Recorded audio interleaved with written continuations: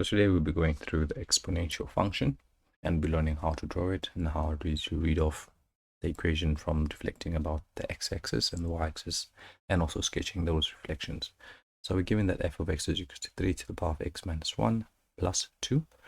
And the first question we asked here is to determine or write down the equation of the asymptote. The asymptote, the graph of f, you see it's positive 2, so the equation will be y is equal to 2.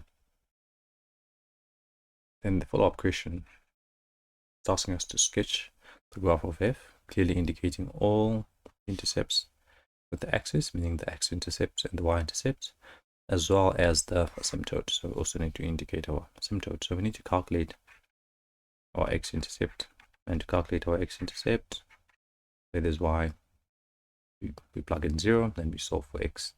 Means in our equation we'll have 0 is equals to 3 to the power of x minus 1 plus 2. We take the 2 to the left hand side, it will be negative.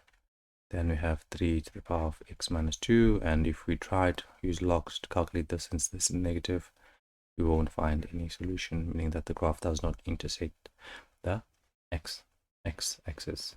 So we move forward and calculate our y-intercept and see if this graph intercepts the y-axis. To calculate the y-intercept, what we do with this x, plug in 0, and we solve for y, it will be y is equal to 3 to the power of 0 minus 1 plus 2, which will be y is equal to 3 to the power of minus 1 plus 2, because you must remember 0 minus 1 is nothing more than minus 1. Then we have 3 to the power of negative 1 plus 2, and that will give us 7 over 3. So y will be equal to 7 over 3, or really if you want to write it in decimal, it's 2,33, really recurring. So therefore in coordinate form our y-intercept will be x is 0, because we said x is 0, and 2,33 or 7 over 3.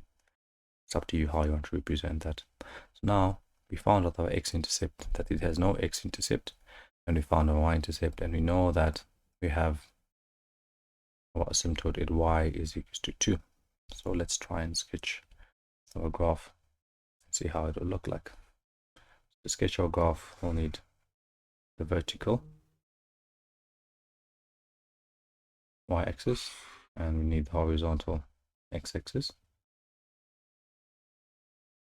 and this will be our y, this will be our x. So let's go and plot our points. So we said that, or we can start with the asymptote. The asymptote is y is equal to 2, and y is equal to 2 is above the x-axis. So it's a line that's vertical somewhere there. So we can label this line to be 2. And that will be, this is y is equal to 2. This is our asymptote. And the graph intersects the y at 2,3, 2.3. 2.3 is slightly above 2, somewhere there, and it doesn't intersect the x-axis. So how do we go about sketching our graph? This is the interesting part. So let's move this graph a little bit higher. We have our y there. So we're given that our equation of graph is y is equal to 3 to the x minus 1 plus 2. So we know that this is an increasing function because x is positive. Our x value is positive, and we have whole number for b. So therefore we know our graph should be an increasing graph. Then we can sketch our graph so that it does not touch really our asymptote. So our graph will look like something like that. And that will be the graph of f. And if you want to, we can just go about using a different method or if using the table method of really finding every single point, probably from -5 until 5, you get a far more accurate graph in that way. And moving on to the third question. So we've done the first question, we've done the second question, going to do the third question.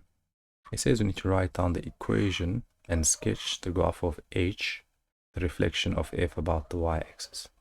So if we were to sketch the reflection of the graph of f and name that reflection h, how would it look like? So we're reflecting it about the y-axis, meaning that we're using the y-axis as the mirror. So if the mirror image of this graph will be a graph that passes there, and this graph is the graph that we're going to name h. But they're telling us that we need to find the equation of h. So the equation of f is f of x is equal to 3 to the power of x minus 1 plus 2. So what we need to know is that in the standard equation of the exponential function, we have a b to the power of x plus p plus q. So whenever you reflect about the y-axis, it only affects the x value. So if it's an increasing graph, we said x needs to be positive and b needs to be a whole number and not a fraction. So if x is positive, it means that it's an increasing graph, and if this graph of h is reflected about the y-axis and is a mirror image of the graph of f, then it suffices to say that the graph of h will be 3 to the power of, the sign of x will change to be negative, minus 1 plus 2, and that will be the graph of h, and we would have sketched the graph of h accordingly. So what you need to take away is that when you reflect your graph about the y-axis, it affects your x values, changes them from positive to negative or negative to positive. So let's move on to the next question, which is number 4. Okay, the previous question was number 3. Let's move on to number 4. Question number 4 says we need to write down the equation of the sketch of q, the reflection of f about the x-axis. So now we're no longer reflecting about the y-axis, we're reflecting about the x-axis. So if we reflect this graph about the x-axis, what will happen? Two things will happen. Try to extend our y-axis.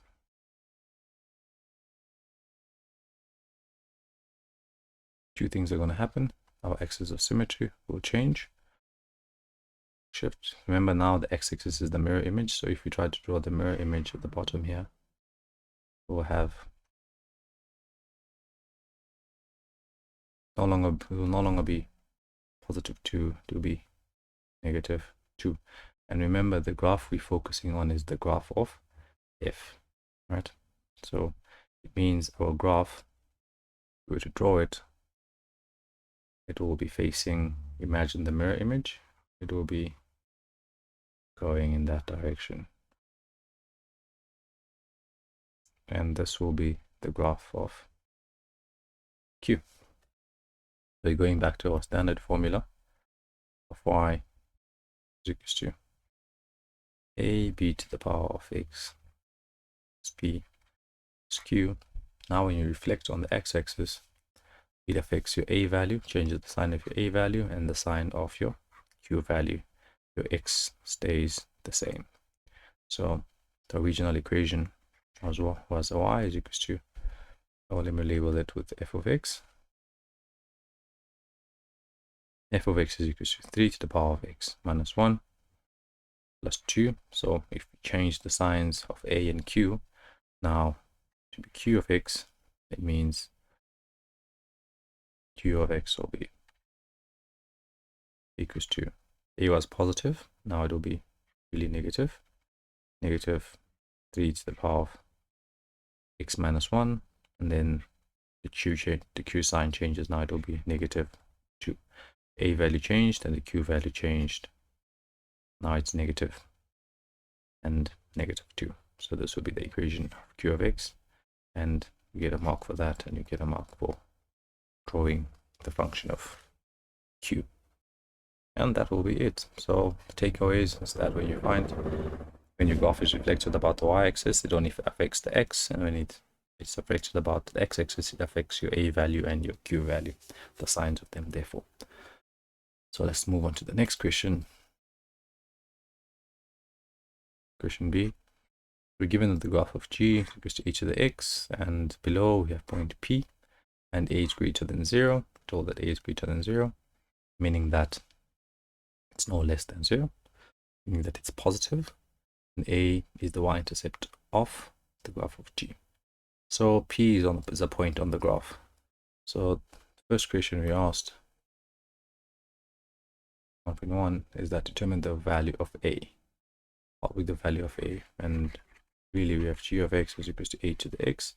We know that we only have one point on the graph that we know of, and we know that we have x and y. We just substitute the point.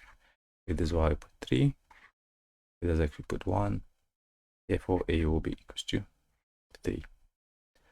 And we move on to the next question, which now says we need to determine the coordinates of a. So we know that the equation of g of x is equal to 3 to the power of x, and we know that a is the y-intercept. And to determine the y-intercept, we equate x to 0 and we solve, meaning that it will be y is equals to 3 to the power of 0, and y will be equals to 1. And therefore, in coordinate form, we said x is 0, be 0, y is 1.